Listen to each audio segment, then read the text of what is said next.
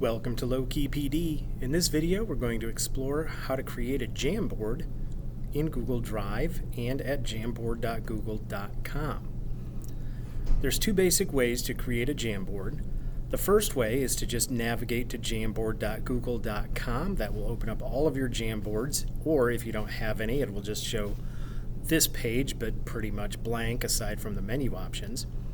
From this page, if you'd like to create a new Jamboard, just find this Google colored plus sign at the bottom right hand corner. If you hover over it, it says New Jam, and if you click on that, you will get a new Jamboard. Or if you'd like to be a little bit more specific about where that Jamboard gets created, if you're in Google Drive and you navigate to the folder where you want the Jamboard to be located, just click on the new pill-shaped button.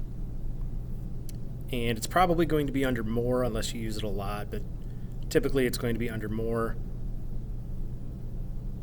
Highlight Google Jamboard, and that will create a new Jamboard, but that Jamboard will be located in the folder in which you did this, which may give you a bit more precision as to where your files are going to be stored, and that may be something that you're interested in. And that is how you create a new Google Jamboard.